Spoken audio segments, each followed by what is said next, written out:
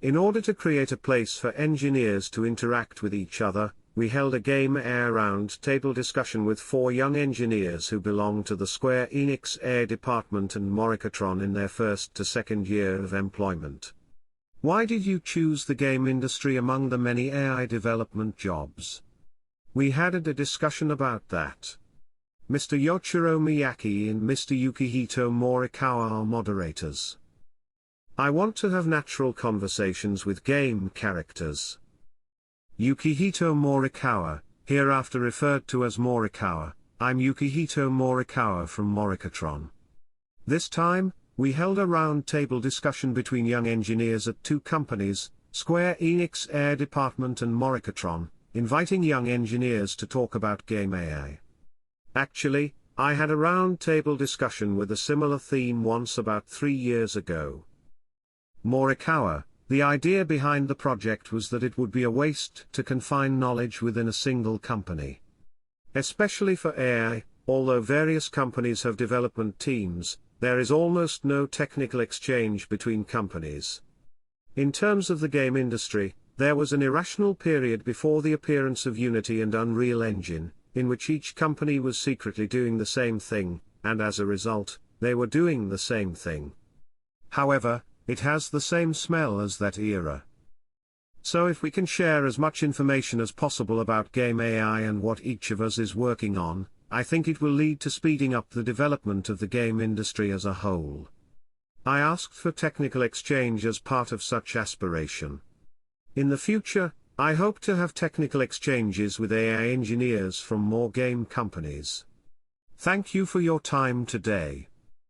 Yoichiro Miyake, hereafter, Miyake. I'm Yoichiro Miyake, General Manager of Square Enix's AI department.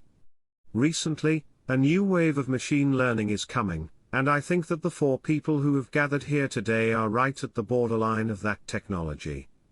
Horizontal collaboration is especially important because it is the timing when new prospects are about to open up. Machine learning is resource and time consuming to experiment with. It's almost impossible for each company to do a technical search alone. Ultimately, I think the reason why machine learning technology has not yet been successfully applied to the content of games is that such exploration has not been done.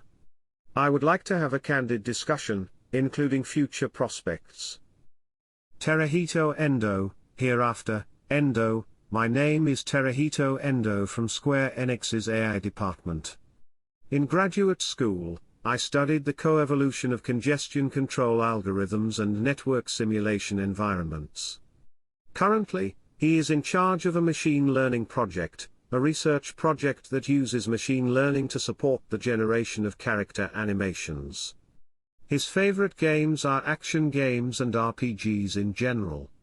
Outside of his work, he is interested in character interaction and communication. Song-Ah Cheng, hereafter referred to as Zong. My name is Song-Ah Cheng from the Square Enix AI department. Since college, he has been researching dynamic difficulty adjustment for FPS games in Meta AI. The project he is currently in charge of at the company is also a project related to Meta AI. He usually plays a lot of action games and RPGs, but he especially likes indie games. Yuichi Matsuda, hereafter, Matsuda. I'm Yuki Matsuda from Moricatron. What I'm currently working on is automating game QA work, and I'm trying to reduce the cost of testers by automating it based on rules.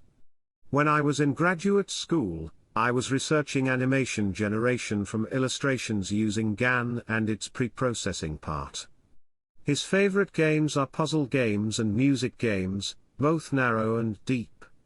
Outside of her work, she is currently interested in animation generation from illustrations and data science.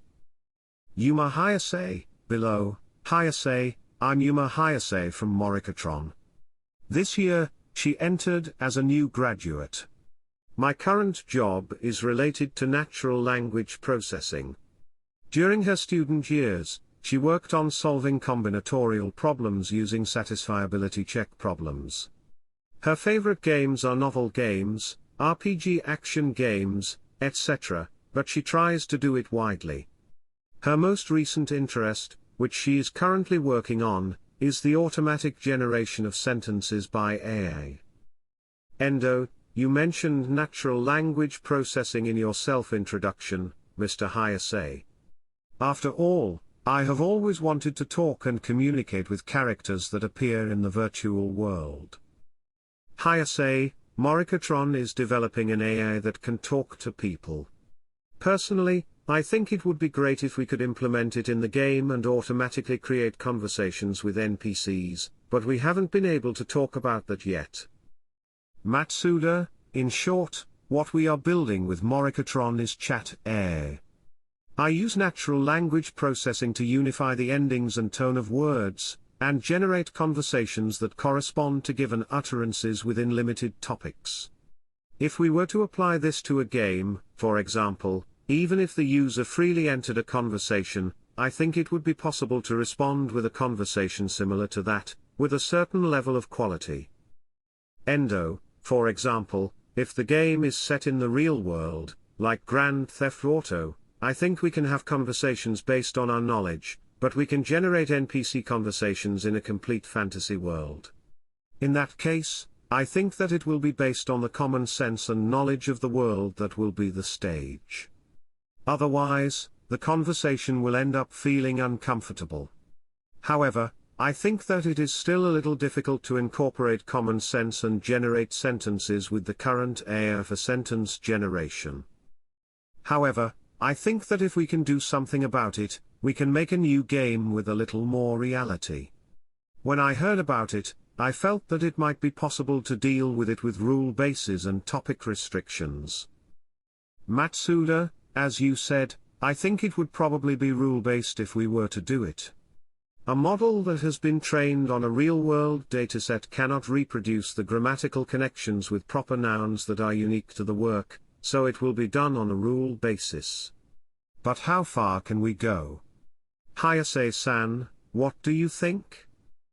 Hayase, if we were to create NPCs in a fantasy world, I think it would be better if we could naturally insert the keywords we want them to say into their conversations and generate sentences. For example, to unify the tone, we use so-called syntactic analysis to identify and replace the endings of words, and the replacement destinations are associated with the rule base. It's vague, but I think it's possible to do something like that. Matsuda, you're talking about guessing words and proper nouns that are close to the content of actual conversations and replacing them with those. Endo, I see. The idea is to use a model trained on a real-world dataset, and perform rule-based replacement. Matsuda, it might be good to be able to measure the degree of similarity between our world word dictionary and the game world specific word dictionary. Morikawa, we use GPT-2, but we have no choice but to use Twitter or something like that as a data source. Then, if you ask whether GPT-2 can be used as it is as information of a fictional fantasy world, it cannot be used at all. As a story of the general real world, I can get a lot of information. Then, what to do is to create a rule base or database by completely dividing it into two, and prepare a template that matches the worldview, but there is no good way to do this. Is it? Miyake, for example, Meta's research project Light uses about 2,000 crowd workers to engage in role-playing through chat. You are the king and you are the attendant. At this time, for example, if you are a hunter, please use such words and have them talk for about 30 minutes. Chatting for 30 minutes is quite a lot. If 2,000 people do this for a month, a huge corpus will be created. It costs money, but it completes a pure culture corpus of that world. Morikawa, I see. It's an interesting experiment. Miyake, yes. Meta AI Research Institute, formerly Facebook AI Research Institute, is doing a lot of game research, perhaps in anticipation of the metaverse. Microsoft Research is also doing a language learning project by collecting old text-based adventure games. There is also research to automatically generate an adventure game from there. What can be done by inferring user emotions? Endo, the relationship between the scenario and NPC conversations is also difficult, and important NPCs that affect the scenario will have conversations that affect the actions of the player and the actions of other characters in the first place. I think it is necessary to think about an implementation that does not deviate from the axis of the scenario with automatic generation. Sue, yes. It is important to estimate the user's psychology, such as how the user feels. I think it is necessary to define in advance how to make the transition from the emotions at the start to the emotions you want to feel in the end. Endo, rather than just generating sentences, it is also necessary to guess how the sentences will contribute to or affect emotions. Matsuda, I was just wondering if there were some kind of sensors. Recently there are sensors that can be worn on the finger to measure the pulse, and VR-related devices can be used in combination to measure the user's pulse, facial expressions, etc. I think it would be possible to collect and analyze biometric data, and estimate the user's emotions at that time. Endo, there is research being done to infer emotions from biological data, so it would certainly be interesting to combine that in a way that really realistic reactions are reflected in the game.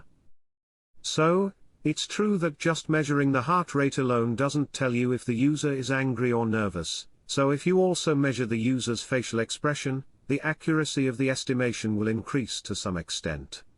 I think by applying this method, it may be possible to make a game like a face-to-face dating simulation with a virtual character. I think it's quite interesting. Endo, if you can track the line of sight, you can, for example, change the location where ghosts appear in a horror game. Because it's boring just to come out in front of me. In conjunction with biometric data, the user's emotions are inferred, and the content of the game side is changed accordingly. This seems like it could do a lot. In the game industry, is there anything that can collect information other than input from the controller and keyboard? Morikawa, actually, before you were born, Nintendo released a toy called Love Tester. When you hold hands with someone you're interested in, the needle of the electric current will vibrate, and the value indicated by the needle represents the degree of affection between the two. I think that a mechanism that measures the amount of electricity such as a sweat sensor is probably used. Nintendo's association with this type of sensor is old. However, this cultural flow disappeared with Mr. Gunpei Yokoi, so it might be interesting to dig up this area again. Endo, I feel that if Meta AI is combined with biometric data, it will be possible to make highly accurate settings. Left 4 Dead implements a Meta AI to calculate the tension level. Sue, yes. Left 4 Dead, Valve Corporation, 2008, changes the tension inflicted on users with the content they generate within the game. Certainly, if we can collect biometric data, I think we will be able to relatively recognize the user's condition. I think it's a good way to solve the privacy issue.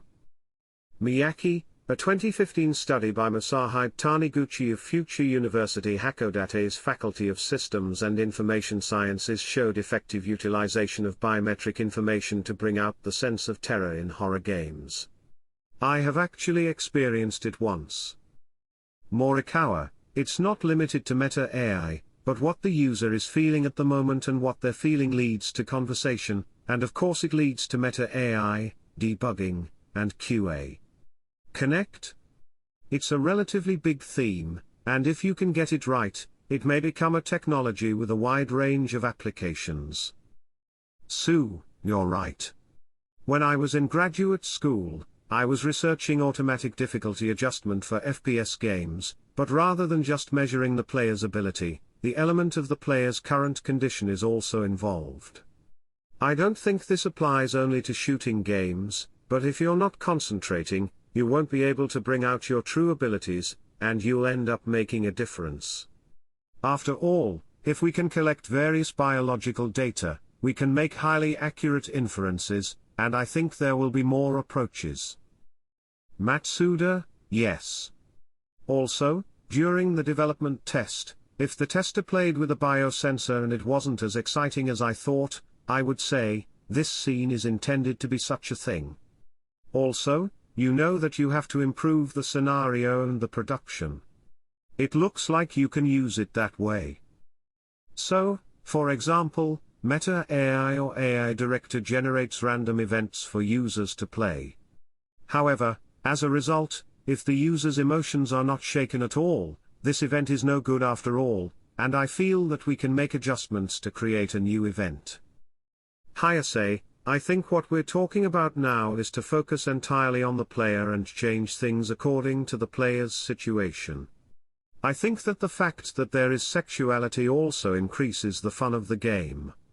I think it would be nice if we could do something that makes you want to play over and over again. So, one of my favorite game genres is the roguelike game genre. Maps, content, drop items, etc. are randomly adjusted according to rules to some extent, and the player chooses and plays. If you compare it to a card game, the combination of decks, good cards and bad cards are randomized to some extent, so you can create a new experience every time. I think games with such a high degree of freedom can be an interesting experience.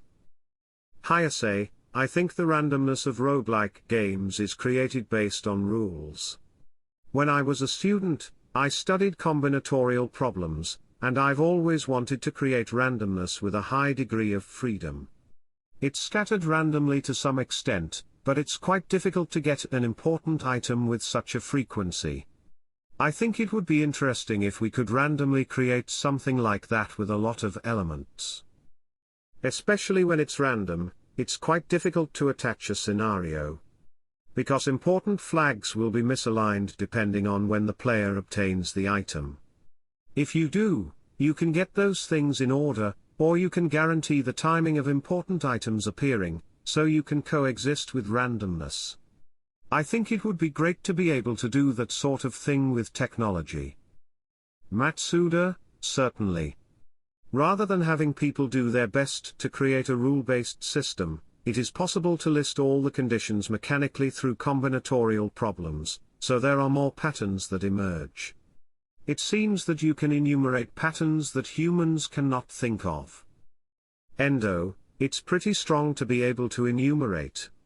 In the first place, instead of just incorporating it into the game, I will enumerate it as a pattern. Then, the game planner can come up with something like, this is an interesting idea. You can do that kind of support. So, on the contrary, it is a form of presenting hints from AI to the planner. Morikawa, recently, Midjourney, in which you enter text and AI creates a video according to it, is a hot topic. Since GAN is used, it can be created indefinitely, but by giving text, it is in the form of giving a certain guideline on the human side. And although it is the AI that actually makes it, it is also said that the final choice is a human being. I think that the division of roles around here is a story that is similar to what everyone was talking about just now. I thought it was a story that foretold that the relationship between AI and human creators and game designers would change. The game of the future, Game AI. Miyaki, lastly, please tell us what you think about the future technology roadmap. I would like to hear your vision, such as how Game AI will become like this, or how Game AI can make games more like this. Matsuda, this can be said about creative professions and creation in general, but there are still a lot of tasks that are too inefficient and too large for humans to do. I think this alone will create an interesting game. I hope so. I think there are various ways to do that, but if there is a plugin that can find bugs in the QA stage of the game I'm currently working on, or in the pre-QA stage, the development cost will be reduced and I can devote more time to the creative part. I wonder if the time will increase. Endo, it's just my wishful thinking, but I think the game will become something where you can interact with the character's world more freely. At that time, I think we need an AI like an actor that can improvise after understanding a scenario or setting of a worldview, rather than an AI that simply imitates humans. I think that such AI will be created in the future, implemented as NPCs, and game AI that builds a more realistic world will come out more and more. So, when we talk about game AI, there is procedural, and the main part is automation. From there, we will make it possible to move from automation to autonomy through the evolution of AI, or transfer so-called downstream tasks to AI, and conversely, we will create games together by having creators choose the output from AI. I think it will be like operating the game jointly. Say, there are some things that overlap with Mr. So's story, but right now I'm rather doing automation, creating various patterns even if it's random, and after that I think it will be in the form of humans judging the goodness and badness of random data. Then, I think you will be able to see vaguely what is a good system and what is a good production. I think it would be good if we could create an AI that can sometimes perform specialized effects. Miyake, I think that everyone is really far-sighted and has a wonderful vision. Very reliable. Thank you very much.